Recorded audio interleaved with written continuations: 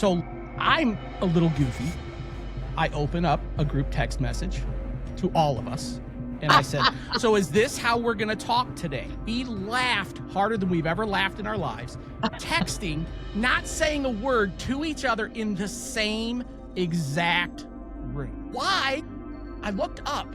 We were talking, and then all of a sudden, nobody's saying a word. And for 15 minutes, everybody's just nose deep in their phones. What's so important? Welcome to another week of the Health, Tech, and Wellness Podcast. I'm John Adams, and I'm here with Crystal Nevadale again. And today we're going to talk about that feeling when your to-do list turns into a fire drill. And actually, the last couple days, we've been really dealing with this, especially Crystal coming back from her trip and everything going. And then yesterday, we tried to record this episode, and just if it could go wrong, it went wrong. So this actually is just kind of the perfect timing, and I think the recording gods were really testing us going into this episode. But here's what we really want to talk about. The issue is this. Everything feels urgent, and then when everything feels urgent, nothing that you need to get taken care of gets taken care of. But before we dive into all of that and we start to talk about what we're going into, let's just real quick welcome Crystal back. She had another little road trip, but this time was a real road trip. You went on a long trip. So why don't you just kind of tell us what's it like to be back? I know you're getting back into the grind. Things are not going the way you would hope, but I bet it's got to be kind of nice just to be back and kind of getting life back to normal. Yeah, so it's nice to be back. Being on the road's kind of fun though. But trying to get everything back in order here at home, because I really did. This was the very first time on probably any of my trips that I really unplugged. Usually I post for my followers morning and night just to see kind of what I'm seeing and that sort of thing. And this time I did that. I posted only one time while I was away in 10 days. So that's a huge thing for me. But now just trying to get back and get everything moving in the right direction. There's a lot of stuff to unpile per se. Well, that kind of is another thing that leads us right into this week, because you had that time away, and like you said, you got to unplug. And that leads us perfectly into what we're going to talk about. You know, when you take a road trip, you kind of get to realize that the world doesn't actually end if you don't check an email in 4 hours, right? But as soon as we get back home, that urgency trap just snaps us right back into it again, right? And you've got the grandkids showing up, you've got laundry, you've got me bugging you about the podcast, you've got the world just comes flying back at you, right? So let's go into kind of why everything feels like an emergency lately for everybody, right? Not just me, not just you. This is just the world that we live in. So we live in a world where everything, we talked about it in the last episode but the pings and the buzzes and everything's screaming for our attention 24/7, and it just won't go away. And we've been conditioned to believe that as a fast response, like if somebody texts you or you don't get right back to them, that the world's going to come to an end. And I don't know, I'm 47. I remember a day when you took a road trip and you said, hey, I'll call you when we get there. Or if I see a payphone somewhere, I'll stop. And we didn't worry if you didn't hear from somebody because you texted them and they didn't text you right back. We treat every notification now like it's an emergency, like we're actually living in a constant state of low-level fight or flight, right? So in this episode, I kind of just want to talk about reclaiming that gap between the prompt and reaction, between getting that notification and having to jump. So the biggest question I want to ask everybody while we're talking about this, and I want everybody that's listening to really think about this: why does that little red dot that pops up on our notifications, why does that icon feel like it's a life or death situation if we don't click on it right away? Now, there's the polar opposites out there, and I know you probably know a couple of these people where they've got 1,000 emails that they haven't even opened. Now, that's a little bit too far, right? We got to find that happy medium between having to deal with everything immediately and not dealing with nothing at all. So that's kind of what we want to get into today. And we're going to talk about that urgency trap and how to actually just get rid of it as your primary driving force, right? We all live that way. So let's start with, what I like to call our morning defense trap, right? For a lot of my life, when I worked at enterprise, this was a bad part of my life. You wake up and the first thing you do is you pick up your phone and you're looking at all the notifications, the emails that you got to deal with for the day. Why do we do that? Why do we put our phones right next to our head when we go to bed? I did it for 20 some years of my life. And you're starting the day like you're already, if you want to talk about a football metaphor, we're already 20 points down before we even got out of bed. So why do we need to react to everybody else's needs before we even have our coffee, before we worry about anything that we have to deal with? We can't continue to build our lives and fix our lives if we're constantly dropping everything to put out somebody else's fire. And I just honestly think that we need to take a step back and pull back from that. And we were talking, Crystal, you were mentioning that you kind of started changing that in your life, right? Yeah. You said you So don't have your phone by your bed, right? probably about 2-3 weeks ago, I had wanted to do this before, but it just didn't seem like it was conducive for there were some things going on in my life that I needed to be reachable at the middle of the night. So it was never conducive for me to have my phone away at night. But for about 2 to 3 weeks now, a little bit more because I was gone for 10 days. I've started plugging my phone. All the devices come out here now on by the TV and away from the bedroom. And I found that it gives me a lot of time in the morning to kind of do things. I almost forget about my phone, to be honest. Once I'm up and I'm moving around, it's kind of nice because otherwise, like you said, I'm in the bed and I'm already 20 minutes wasted doing nothing.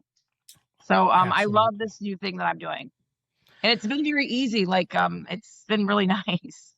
So just small changes like that can help us navigate the overstimulation all the time.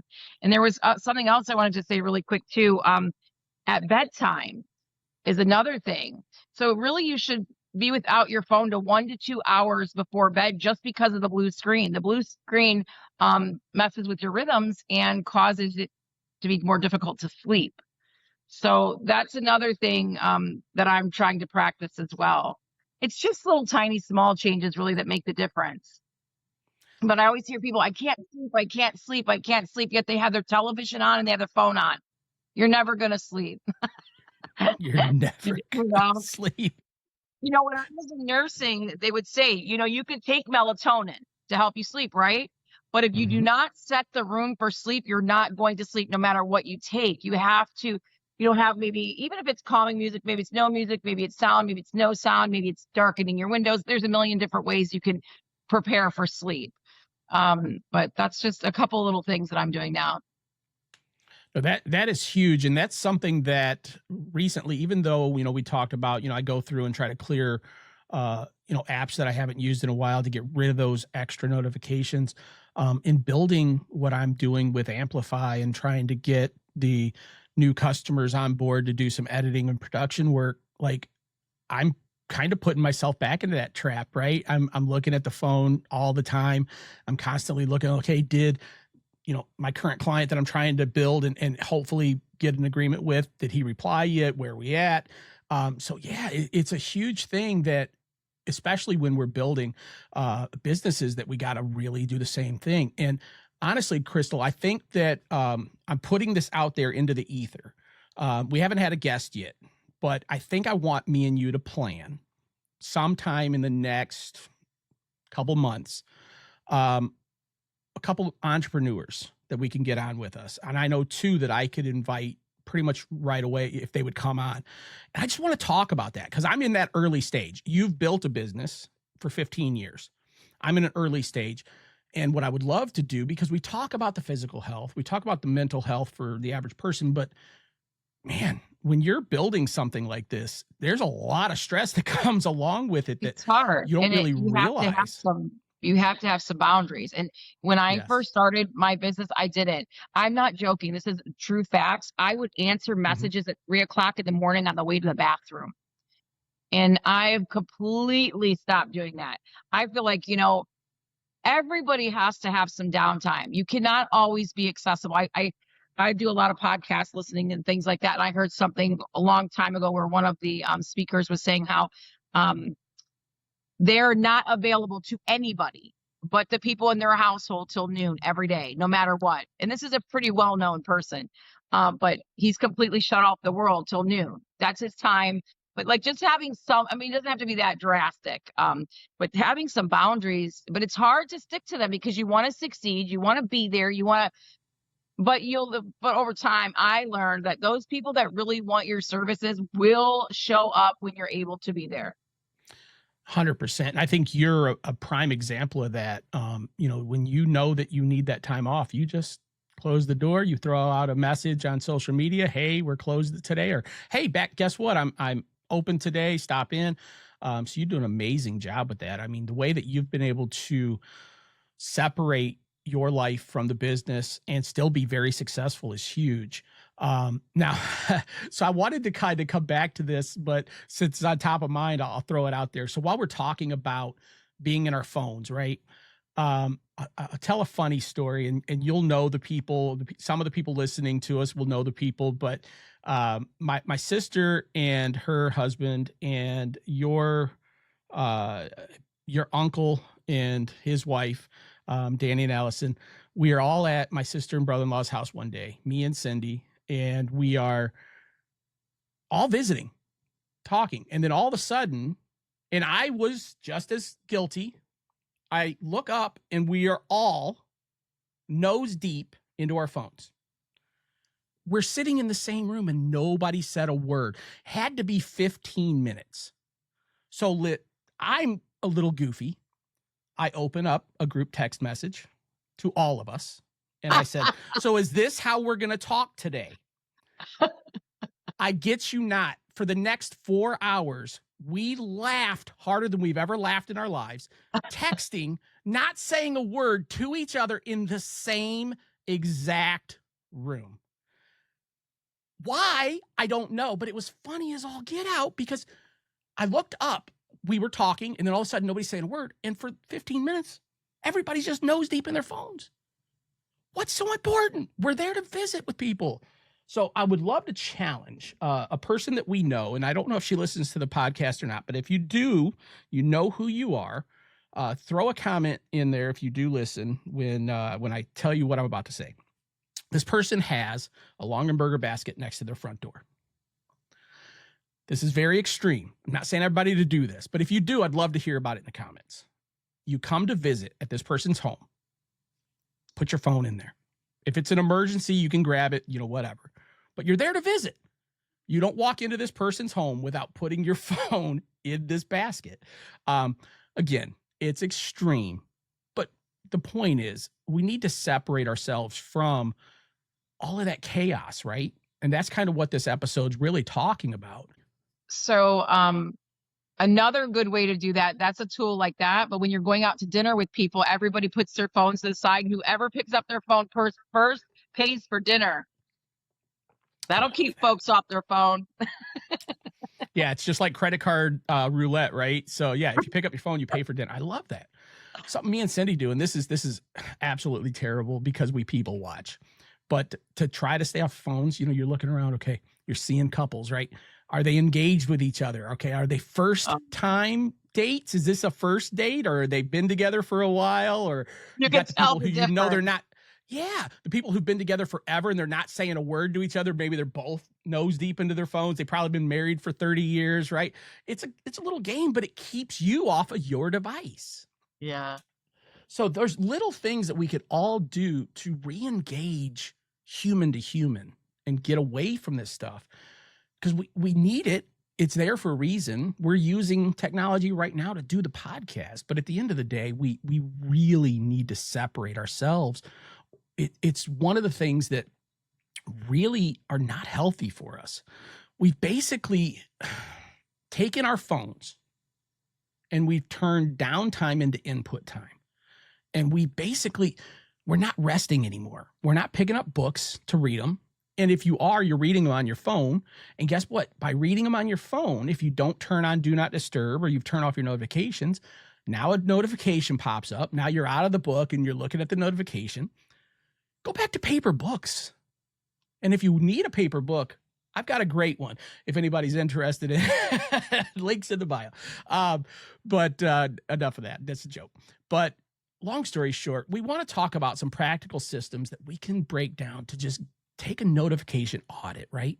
We shouldn't be on call or on newsletters or on social all the time. So how do we get out of that? And we've talked about a few great ways already that we can just set those boundaries, but let's talk about some non-negotiable tech boundaries, right? And I really want to kind of get into, how we're half present a lot of times in all of these conversations. So, Crystal, I think that you do probably one of the best jobs of it.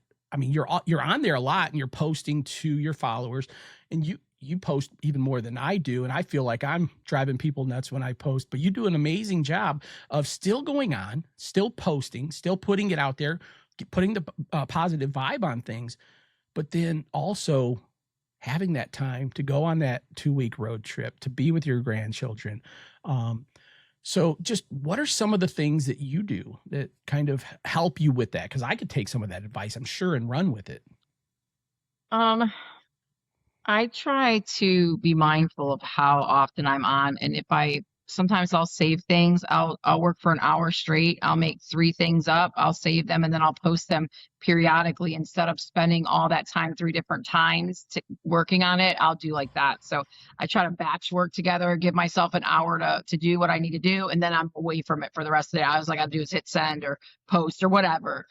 So I do a lot of that sort of stuff just to kind of help save my time and keep me off of it, because I really do genuinely enjoy my time off my phone now. And I do realize sometimes when I'm on it, I do get sucked in. There's something I'm looking at, and then it leads to something else, and it leads to something else, and it leads to something else.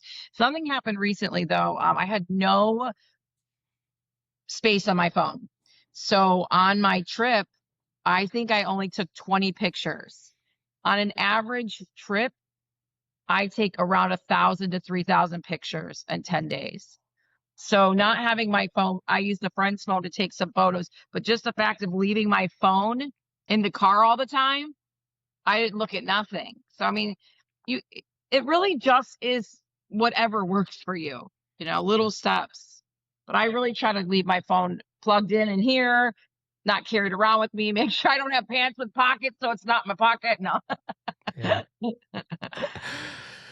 Yeah, I need to get so much better at that. I was getting really good at it. And then when, like I said, I'm building Amplify, and now I just find myself constantly, even when I come up with an idea, I'm constantly going into my notes and trying to put something in. And I don't know. It's just been something that I really need to work on, is just getting the phone out of my hands. Because I'm constantly thinking, okay, or learning, trying to do videos on, okay, what else can I do to improve my marketing skills, or what can I do to improve that side of my life? But at the end of the day, I think the moment that goes from something that I truly enjoy and I love it, and this is, editing and the productions piece, and even just doing it for the podcast, that's what kind of sparked all of this. I'm trying to find that fine balance from taking it from something that I'm really enjoying and it turning into a job, because then I think I'm going to really. But what about blocking your time off? Like, say, I'm only going to work from this time to this time. From this time to this time, it's no phone. And then I'm only going to work from this time to this time. And like Steve Jobs was saying, like, when you block your day off like that, you are way more productive than when you work straight through an 8-hour day doing your job. So I do a lot of that. He said, when I was listening to a lot of his stuff, he'd say, if you're doing something, do all of it. Don't, separate your time between 3 different tasks. Do it all in work. If you're doing all in work, if you're doing play, do all play. And it makes sense. Because how many times have you been somewhere and you're on a vacation or you're out at dinner and guess what you're doing? You're working. So you're not really enjoying that experience, and your job isn't getting your total attention either. So, I mean, that is really good advice to pick what you're doing and stick with it and only do that during that time. It's very difficult for someone like me because I'm a multitasker and all that fun stuff and like to really confuse things. Keeps my life interesting. So I've got a little bit of the alphabet, the ADHD. So Yes, I do. I have my time blocked out. I have office hours that are set for even when I'm setting appointments with clients. Um, but when I'm onboarding, like right now, I'm in the middle of onboarding a client. I'm always just looking, okay, is there an update? Is there something else I can, bring to the table? Blah, blah, blah. So I think once the onboarding phase is over with him, I'll be back to normal. But no, I do. I mean, I use focus and you talk about Steve Jobs. That's why, Apple has their focus modes. It's made specifically so during these times, these notifications are not coming at you during these times. And I use those regularly. It's just during the onboarding phase, I adjust things because I'm always worried, okay, am I going to miss this thing? What I've got to realize, I think, put myself in the mode of, you know what? 2 hours is not going to kill a deal. So I think that's what I'm going to do is just make that adjustment right there. So I can understand that, give myself just that time where I'm not exactly worried about if he emails, guess what? I'll wait 2 hours. It's fine. It ain't going to kill a deal. So, Right. And so I want to tell you something about that too. Like, so when I first started my business, I showed up all the time, right? Like I was there all the mhm, time, working all the time, night, day, whatever. So as time progressed, I realized like when I didn't feel like giving of myself and doing the job, I didn't make mhm, any money. So I started to like listen to myself and be like, okay, like, do you need a walk? Like, what do you need? What do you need in this moment to feel better, to be your best self? Because yeah. that's what it is. Because if someone comes to the door and I'm not in a good mood, I've lost a customer. Oh my God. So if I'm answering an email half, you know, Yeah.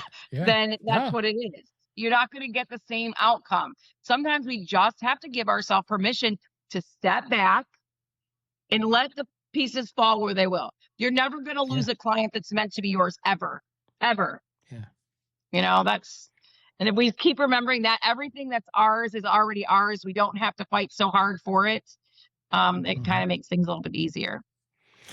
Yeah. Yeah. If we could just lower the false urgency, Hmm. Yeah. like you just said, that's going to increase the quality of the whole thing. So that's awesome. I love that, and that's something that I'm working on. And what I also am trying to do now that I have you on board, and I'm sure some of my listeners can hear this, is I'm trying to let our listeners hear more of our volunteer vulnerabilities, right? Because at Yeah. the end of the day, um, we're as we're in the same journey that everybody's in, Yeah. and that's why we do this, right? We want people to see that we're not perfect.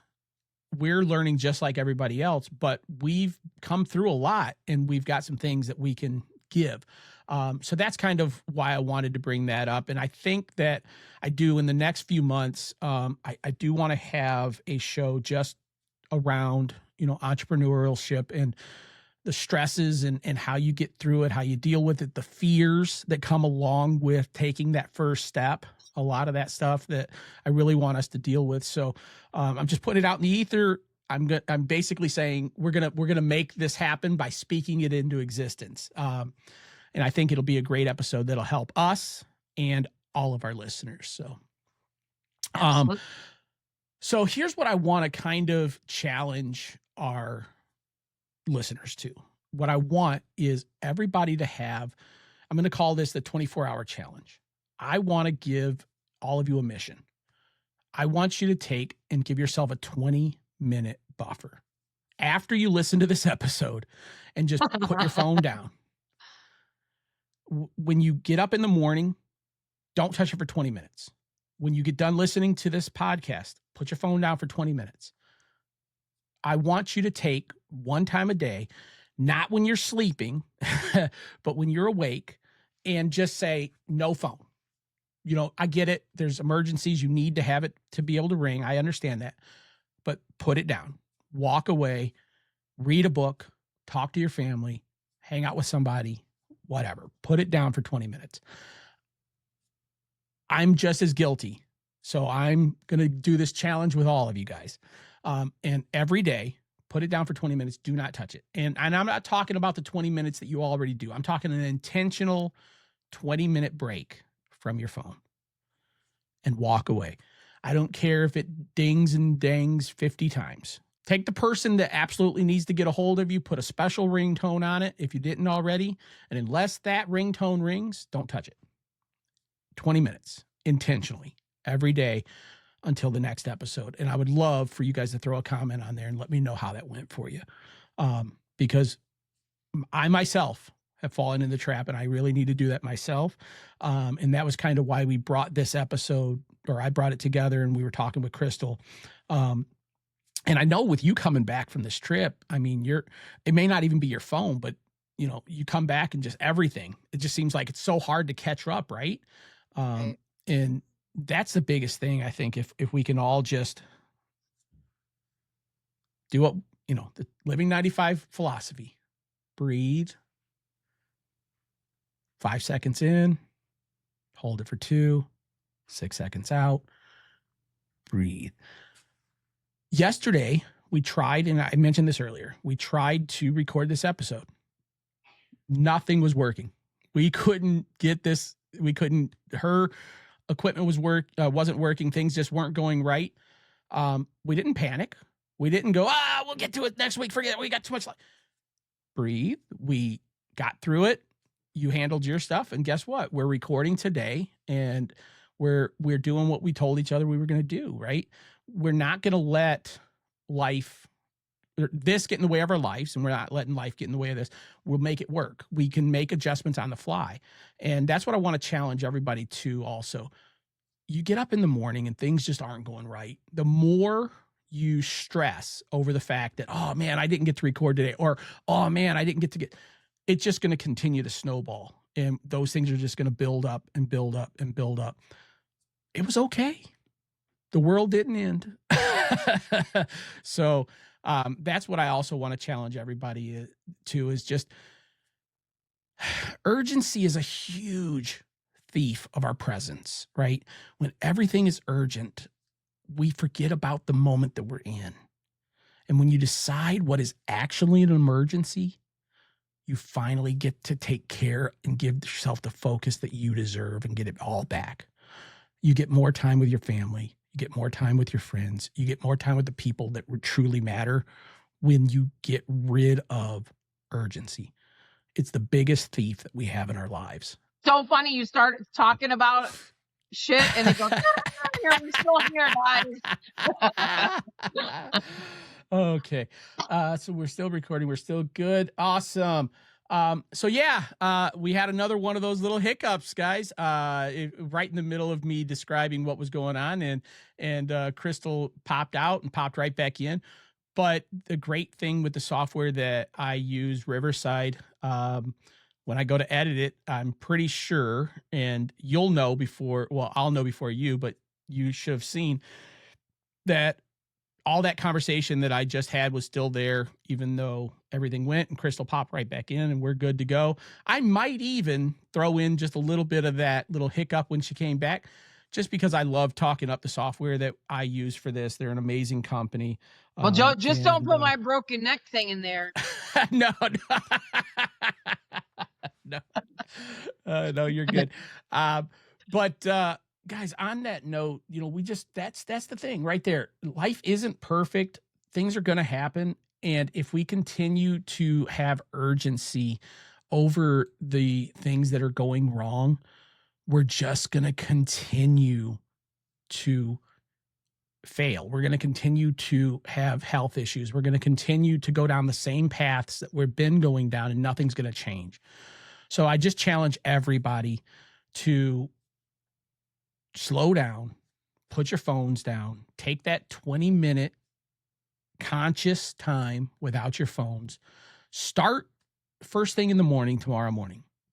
Get out of bed, leave it lay there. And one step further, do what Crystal's already doing. Move it away from the bed. Get yourself an alarm clock that's near the bed, or better yet, here's a great tip. If you're one of those people that constantly hit snooze, take it, use the phone as the alarm, turn the volume up, and put it across the room. Now you've got to get out of bed to turn the alarm off. The moment you're out of bed, the battle's over. Right. It's getting out of bed, right? So how many of you hit snooze 4 times before you get out of bed? And then maybe you hit it a 5th time because, this felt too good. And you're not sleeping. Your snooze is what, 8 minutes? So you're not getting any more rest. So put it across the room. You'll have to get up to turn it off and you'll be up. And I promise you'll feel so much better that day. But for that episode, let's go ahead and wrap it up this week. And before we wrap up, I just want to say, if you're out in Vermilion and you want to just stop by Crystal's Treasure Box, I would say it's the physical version of what we talked about today. Take a breath, find something unique, and step away from the noise for a little bit. Support local and go see Crystal at Crystal's Treasure Box. I think that you'll find something that you'll truly enjoy. And then if you're online and you're an entrepreneur, what we were talking about earlier with the episode that I want to have coming up, and you're looking to actually grow your business with digital, I would love for you to just check out amplify.living95.com and just give me a shot to help you get rid of that stress and grow your business on the digital side without adding any additional stress to your plate. And with all that said, guys, as always, stay healthy, stay balanced, and keep driving forward. We'll see you next time.